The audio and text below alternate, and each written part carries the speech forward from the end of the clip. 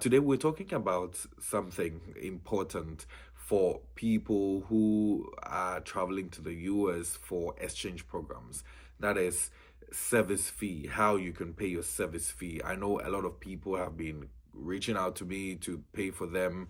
They send me the money and then I pay for them here in the States. But I just want to show you how it is done. It's very simple, very simple. Trust me. So I'm going to be going with you through the step-by-step processes, and then trust me, you can do a good job on your own. So thank you again for sticking with me.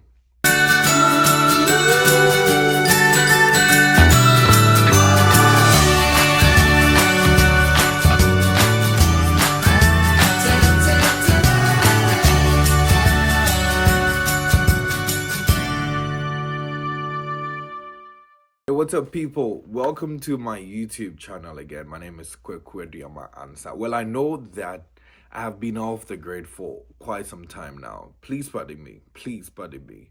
But I'm back for good, okay? I am back with the bank. I am going to make sure that I give you continuous and consistent content right here on my platform. So thank you so much for joining me today. My name is Kweku Ansa.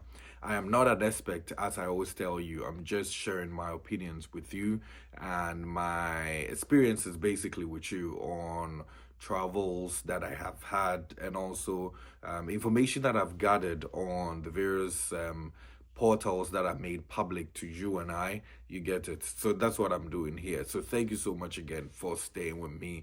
I am assuring you of quality and great content right here on this platform. Okay. So thank you. Well, let's get into the conversation right now. So, what is service fee? Service fee is a student and exchange visitor program fee. So, service, as in SEVIS, is a fee that you pay. It's non-refundable, meaning that once you pay and it gets to US government generally, it cannot be refunded. But there are options to it. So there are people who pay their service fee. Let's say in 2024 they had admission into a school and then they wanted to pay for their service fee, so they did pay and they could not go to school that very year. It can still be potent for you to use it again for the next 12 months. So you have like 1 year to use your service fee that you pay, but it's non-refundable. Also, there are people who maybe they paid for one program and they want to transfer it into another program. That is also done by this program. So you will be able to transfer your service fee from, if it's from one school to another. Maybe you had a school in New Jersey University and you're now moving it to New York University. It is done. You get it. So you can transfer it to another school. That's the only options that you have available to yourself. But let's ask ourselves, which people pay service fees? Because it's not every category of visa that pays service fee or is required of you to pay service fee. The many or the very popular one that you are made to pay service fee is the F1 visa, which is for students or people who want to embark on educational purposes in the States. So let's assume you have admission into a school. You've got to pay service fee because it is required of you. It is one of the requirements. So once you even get your I-20, the school will tell you to pay your service fee. That's before you can even go for your interview to get a visa and travel to the States to pursue your education. Okay.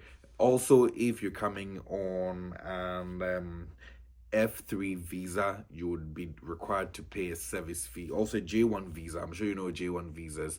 This is mostly for conferences or workshops or, very short programs. You get it. Exchange programs. Exactly. All of these ones, you've got to pay your service fee. So you, for a J1 visa, you have to pay for an M1, M3 visas. You also have to pay for service, that is a SEVIS, by the US government. It's been instituted, okay? So you can change it, I can change it, you've just got to pay. But how much does it cost? It costs $350 to pay for a service fee. It is constant, at least for The past 5 years, I know it's been $350, no matter the country that you're in. So you just do the conversion into your local currency and then you pay. So if you're in Ghana or any part of the world, you just do a conversion from the dollar into your currency and then you pay that amount at the bank. People use Western Union as a mode of paying the service fee, and that's what today I will be dwelling so much on. And you need your cash, that's the $350. You need that cash. You also need, I mean, if it's a debit card that you're going to use, because it has to be a Visa card, okay, or a MasterCard or a credit card. You can't use cash. Most places will not take cash. There are places that they do it manually in Africa that I know, that you can pay cash to the people, that's the agent, and then they pay it up front for you. Also, you need the information of the, if it's an institution, that's the school or the entity that's organizing the program, you need that information to be able to pay into their accounts, because they are going to account for it and get to the US government. Okay, so you are going to be paying to them, so you need information from them. That's the account number, the other petty things that will come along with it. But if you have your I-20, for instance, all those details would be on. Okay, but that's how you're going to be paying for the service fee. And let's just go through how it's done. Recently, I did one for a friend, and I thought it was prudent to record it and let you know how it's done. It was basic, very simple. Just follow instructions and you can do it.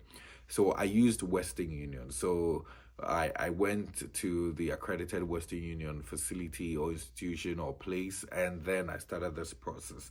So first of all, you would log on to it and you kind of have to create an account. Okay, so it will require your information. Once you put in all these information, later on or subsequently, if you want to pay for anything with regard to using the Western Union, you can just go and you wouldn't have to fill up every single detail that you filled the other time. You get it? So it's like creating an account, like how we always create an account for programs or jobs and all of that. You know, it's the same thing that you do. So you go onto the Western Union platform, you click on pay bill, because it's a bill that you're going to be paying, and then it will open up a page that will ask for your name. As I told you, that is your information that is going there. So you give out your name, you give out your phone number, and then you get email address, because this is your details that you'll be using to fill out this particular process. Okay, once you're done, you move on to the next stage, which will say select a biller or send to a new biller. So I mean, and then what kind of payment are you even going to do, because there are different types of payments that is done on that platform. So then you type in the SEVIS fee, that is SEVIS fee. Mostly once you start typing SEVIS, it would automatically open up, like, I mean, a suggestion showing you service fee, and then you can click on that. Once you're done, this is where you need the information of the institution that you're going to be paying into their account. So then you punch in the account number. They will ask you for the account number. So you can see me punching in the account number right now. And then you go, which is mostly found on your I-20. That is if you are applying or paying as a student. If it's a J1 visa, you have it on the page or the front page of that portal that will be handed over to you. And then you type in the amount of money you're supposed to pay. That's $350, as I did. And then you will now see an open up which will say how fast you want it. I always recommend people to go with a very fast approach or an express approach. You're just going to be billed more. Yeah, obviously, you've got to pay for an express opportunity to go through the process. But that is better, because you know that once you're done with the processes, it's gone through. You don't need to be looking over your shoulders to find out, I mean, what has really happened with the transaction that you did. You get it? So just pay for an express mode, and you're going to be charged $9.99. That's almost like $10 in addition to your $350, so that would make like $360 if you do not mind. But that's how I do it for people. It's very simple, right? Yeah. It is simple. The very first day I went in to do it, I thought it was going to be tough. So I wanted help. I was like, no, let me just try it myself. And it was basic. It was very effortless, and it was very convenient for me. And it was fast and quick, so you can do it yourself.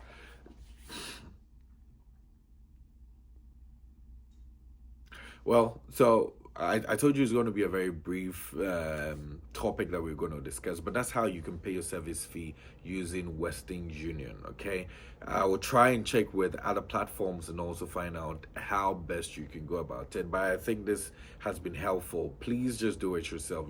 If you have access to Western Union, try and do it yourself. You don't need to get anyone to do it for you, okay?